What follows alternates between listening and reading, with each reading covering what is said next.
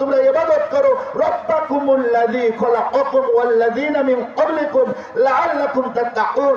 যদি তোমরা আমার ইবাদত বندگی, আমার দাসত্ব, আমার গোলামি করো, তবেই তোমরা মুত্তাকি হতে পারবে। কোন সুবহানাল্লাহি ওয়া বিহামদিহি। আমরা কি মুত্তাকি হতে চাই?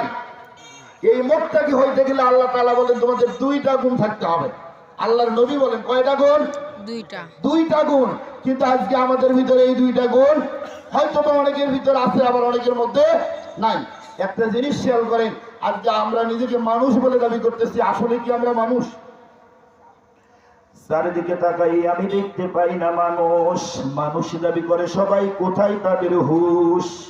ক্ষমতাতে বেটি মানুষ লজ্জা শরম নাই, বাবার স্বামীর নাম ভাঙ্গায়া চলছে দেখোই, পরের টাকা মাইরা তারা করছে বাহাদুরি, কার ঘরকে ভাঙবে এখন বাচ্চে আড়াআড়ি, মন্ত্রী পদে যাইয়া শয়তান ধর্মকে দেয় গালি, তাহা শুনে আরেক পক্ষ দেয় রে হাতে তালি। নির্বাচনের ইশতিহারে বলছিল কি বেটে সিংহাসন ত্যাগ করাবো ধৈরা চুলের ঝুটি, যে দেশের মানুষের পায় না মুঠো ভাত, গাছেরও জন্মদিন করে ভাঙবো বেটার দাঁত। শিক্ষার নামে অশিক্ষায় আজ দিচ্ছে ছাত্রদের, কবে হবে দুনিয়া থেকে পতন জালিমের? এটা নয় তো পলাশি প্রান্তর বেঁধেছি জীবন যুদ্ধ, জান দিব তবু হার মানবো না, হয়েছি আজ ক্রুদ্ধ। এটা নয় তো পলাশি প্রান্তর বেঁধেছি জীবন যুদ্ধ, জান দিব তবু হার মানবো না, হয়েছি আজ ক্রুদ্ধ। যে দেশের মানুষরে পায় না মুঠো ভাত, গাছেরও জন্মদিন করে ভাঙবো বেটার দাঁত। কত মায়ের বুকটা তারা করে দিচ্ছে খালি, তাই তো আজ মামুন আমিনের কথা বলে সোচ্চার হয়েছি, সাহসী হয়েছি, করেছি আমি পণ, শান্ত করতে পারবে আমাকে আছে কি সেই জন? একটা বারের জন্য খেয়াল করেন, আমরা উমরের উত্তরসূরি, আমরা খালিদ বিন ওয়ালিদের উত্তরসূরি, আমরা আবু বকরের উত্তরসূরি। ও মুসলমান, ভুলে গেছো তোমাদের মূল আদর্শ?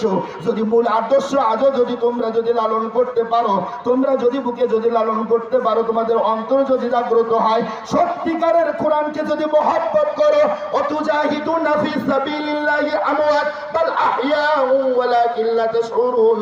আল্লাহ তাআলা ডাক দিয়ে বলেন, যারা আমার রাস্তায় সংগ্রাম করবে, জীবন দিবে, তারা একমাত্র শহীদ হয়ে গেল। বাল আহইয়াউ ওয়ালাকিন লা তাশউরুন। তোমরা তাদেরকে মৃত বলো, কিন্তু আমার আল্লাহ পবিত্র কোরআনে সূরাতুল বাকারার 152 নম্বর আয়াতে ডাক দিয়ে বলতেছেন, বাল আহইয়াউ ওয়ালাকিন লা তাশউরুন। আসলে ওরা জীবিত, কিন্তু তোমরা তা বুঝতে পারো না। কোরআনের জন্য জীবন দিব, রাজি আছি তো ভাই? ইসলামকে প্রতিষ্ঠিত করবো, রাজি আছে? একটু কথা বলতে হবে। আপনি কেমন আলোচনা শুনতেছেন? একটা ছোট্ট গল্প মনে পড়লো, একটু ভালো করে বুঝবেন। এই রকম আলোচনার মুসলমানের এইরকম নীরব ভূমিকার কারণে আজকে আমরা মুসলমানেরা মার খাচ্ছি, আজকে আমরা মুসলমানেরা পদে পদে লাঞ্ছিত হচ্ছি। উদ্দেশ্য একটাই, আমরা মুসলমান নীরব ভূমিকায়। আজ যদি আমরা মুসলমান উমরের ভূমিকায় থাকতাম, পাগড়িটা মাথায় না দিয়ে যদি কোমরে বাঁধতাম, হাতে যদি একটা লাঠি নিতে পারো, যদি বলতাম নারায়ে তাকবীর আল্লাহু আকবার, সামনে চলো, কোরআন হাদিসের বিপক্ষে যা আছে খালি ফাটাও, বিশ্বাস করেন কালকে ইসলাম কায়েম হবে। কিন্তু আজকে আমরা এটা মুখে বক্তৃতা দেওয়ার জন্য আছি, আমরা এটা কথা বলে বলে স্টেট গরম করার জন্য আছি। আজকে আমরা যে আল্লামা দিলওয়ার হোসেন সাইদির কথা বলে বলে মঞ্চ কাঁপানো বক্তব্য দেয়, একটা বারের জন্য ওই বক্তার ভিতরেও দেখা যায় সাইদি সাহেবের কোনো গুণ নাই।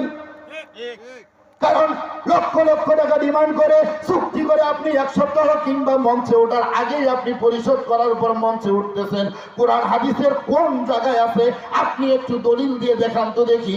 কথা বলার আগে কন্ডাক্ট করে এইভাবে আপনিও মাহফিল করতেছেন মানুষকে হেদায়েতের কথা বলার জন্য। না না না না, হেদায়েতের ক্ষমতা আপনার ভিতরে নয়। আমার আল্লাহ বলছেন হুদাল্লিল্লাস হুদাল্লিল মুত্তাকিন, একমাত্র আমি আল্লাহই মানুষদেরকে হেদায়েত দান করি, একমাত্র আমি আল্লাহই মানুষদেরকে মুত্তাকির পথ দেখাই। আল্লাহুম্মা ইহদিনাস সিরাতাল মুস্তাকিম। আমি আল্লাহর কাছে তোমরা যদি দোয়া করো, আল্লাহ আমাকে সহজ সরল সঠিক রাস্তাটা দেখাও, আল্লাহ আমাকে আপনাকে সহজ সরল সঠিক রাস্তাটা দেখাবে। কিন্তু অত্যন্ত দুঃখের বিষয়, আজকে বক্তার ভিতরে পরিপূর্ণ কোরআন হাদিস নাই, শ্রোতার মধ্যে কেমনে আসবে রে ভাই? বক্তার ভিতর বক্তার বক্তব্য শুনে যদি খালিদ বিন ওয়ালিদের মতো, উমরের মতো যদি হতে হয়, তাহলে আগে আবু বকরের মতো বক্তাকে কামিয়াবি অর্জন করতে হবে।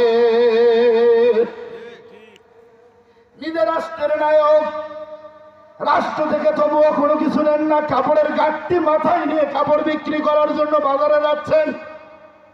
ইসলামের ইতিহাস খুলে দেখেন, এত বড় দায়িত্ব পালন করার পরে যখন কাপড়ের গাঁটটি নিয়ে যায়, খলিফাতুল মুসলিমিন দ্বিতীয় খলিফা হযরত ওমর ডাক দিয়ে বলে, আপনি যদি এইভাবে কাপড় বিক্রি করতে যান তাহলে রাষ্ট্রের কি বেহাল অবস্থা হয়ে যাবে।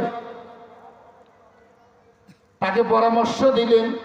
হযরত আবু বকর ডাক দিয়ে বললেন, আমি রাষ্ট্র যখন পরিচালনা করি সেটা রাষ্ট্রের কাজ, কিন্তু আমার সংসারটাকে পরিচালনা করার জন্য ওই ব্যবসাকে আমাকে প্রতিষ্ঠিত করতে হবে, আমাকে ব্যবসা করতে হবে। এক নাম্বার খলিফা ব্যবসা করে নিজের জীবিকা নির্বাহ করেছে, কিন্তু কালিমার দাওয়াত দিয়েছে ফ্রি। কথা বলেন না কেন? এখন আপনারা বলতে পারেন, হুজুর আপনি একজন আলেম হই আর একজন আলেমের বিরুদ্ধে করছেন। নট, আমি তা বলি নাই, ভুল ভাল বুঝবেন না। কেন বুঝবেন না? আমি ছোট্ট একটা উদাহরণ দিই, একটু ভালো করে খেয়াল করবেন। আপনারা যেভাবে বসছেন এটা বসার পরিবেশ নয়, কিন্তু মেহেরবানি করে আমার ওই সুযোগ নাই আপনাদেরকে পরিবেশ তৈরি করবো। সকলেই জানেন যে কোরআন হাদিসের কথা শুনতে হলে এক জায়গায় বসতে হয়। মেহেরবানি করে একটু ওঠেন তো ভাই, এক জায়গায় হন, মেহেরবানি করে সবাই। কখনো জানি আজরাইল এসে জান্নাতটা নিয়ে যায় ধরিয়া, গায়ের পোশাক খুলে খুলে কাফনের পোশাক পরাইয়া, ছেলে কাঁদবে মেয়ে কাঁদবে আমা জান বলিয়া, ছেলে কাঁদবে মেয়ে কাঁদবে আব্বা জান বলিয়া, নতুন সাজন সাজিয়ে আমায় রেখে আসবেন কবরে, বাপ মা ভাই বোন বন্ধু বান্ধব কেউ যাবে না সঙ্গেতে। ও আমার বন্ধুগো, রং বেরঙ্গের জীবন আর রং বেরঙ্গের তামাশা, রং বেরঙ্গের ঘোরাফেরা, জামা কাপড় অর্থ সম্পদ বাড়ি গাড়ি সবই পড়ে রবে। আপনি আর আমি একদিন থাকবো না, তাহলে যেহেতু আমি আর আপনি থাকবো না, কিন্তু কোরআন আছে, কিয়ামত পর্যন্ত থাকবে। কোরআনের শুরু হয়েছে, কোনোদিন শেষ হবে না। আমার আপনার শুরু হয়েছে, কিন্তু একদিন শেষ হবো। কথা বলেন? তাহলে এখন আপনি ডিসাইড করুন, এই কোরআনের সাথে থেকে আজীবন বাঁচতে চান নাকি কোরআনকে ছেড়ে দিয়ে মৃত হতে চান। ডিসিশন আপনার, কারণ আপনি নিজে আকলওয়ালা মানুষ, আপনার একটা বিবেক আছে, বুদ্ধি আছে। যদি আপনি কোরআনের সঙ্গে থাকেন আপনার দাম বাড়বে, আর যদি কোরআন থেকে যদি দূরে সরে যান, মনে করিয়েন না আপনি দুনিয়ার সকল কিছু হাসিল করতে পারবেন, কিন্তু আমার আল্লাহকে যদি না হাসিল করতে পারেন তাহলে আপনি দুনিয়ায় কিছুই লাভ করতে পারেন না। ঠিক পারছেন কি? যে ব্যক্তি দুনিয়ার কিছুই অর্জন করতে পারলো না, কিন্তু আল্লাহর ভালোবাসা নৈকট্য অর্জন করতে পারলো, আচ্ছা বলেন তো এই লোকটা সব পাইলো না হারাইলো? এই লোকটা সব পাইলো। একটা বারের জন্য খেয়াল করেন, একটা ছোট্ট উদাহরণ দিচ্ছে। কামাসালিল্লাযী ইসতাওকাদা নারা ফালাম্মা আদাআত মা হাওলাহু যাহাবাল্লাহু বিনুরিহিম ওয়া তারাকাহুম ফী যুলুমাতিন লা ইউবসিরুন। আমার আল্লাহ তাআলা উদাহরণ দিয়েছে পবিত্র কোরআনে। হে দুনিয়ার মানুষ, কামাসালিল্লাযী ইসতাওকাদা নারা, আমি তোমাদেরকে বোঝানোর জন্য অনেক উদাহরণ সেট করেছি পবিত্র কোরআনে। সুম্মুন বুকমুন উময়ুন ফাহুম লা ইয়ারজিউন, কিন্তু তোমাদের মধ্যে এক শ্রেণীর মানুষ আছে, এরা শুনেও শোনে না, বুঝেও বোঝে না, দেখেও দেখে না। আছে না নাই? কথা বলেন। আমার বক্তব্য না, যেহেতু এটা তাফসীরুল কোরআন মাহফিল, তাই আমাদেরকে আয়াত রেখে কথা বলতে হচ্ছে। ওয়াজ মাহফিল হলে ভিন্ন জিনিস, তাফসীর মাহফিল হলে ভিন্ন জিনিস, দুইটা কিন্তু এক না। ভালো করে খেয়াল করবেন। ওয়াজ মাহফিল হলে ওই যে ধরলাম একটা চলছে, কথা কি বুঝতে পারলেন? কিন্তু এটা যেহেতু তাফসীর মাহফিল, আপনারা যে প্রচার করেছেন সেটার উপর লক্ষ্য রেখে কথা বলতে হবে। এইবার একটু খেয়াল করেন, আমি এই জন্য একটা উদাহরণ দিচ্ছি। জামাই শ্বশুরের সঙ্গে কথা বলে না, কি বলে না? যেমন এই যে আপনারা আলোচনা শুনতেছেন কিন্তু বক্তার সাথে কথা বলতেছেন না, একটু কথা বলতে হবে, বুঝেন আমার এই কথাটা। এমন তো অবস্থায় এই শ্বশুর এই নালিশটা বিয়ের কাছে দিছে, কথা কি বোঝেন?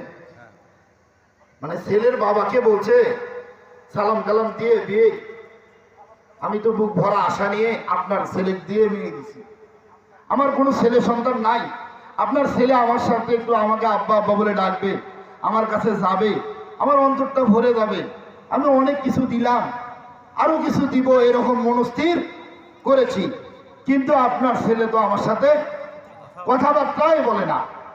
ভালো করে বুঝবেন, তো যখন এই কথা বলছেন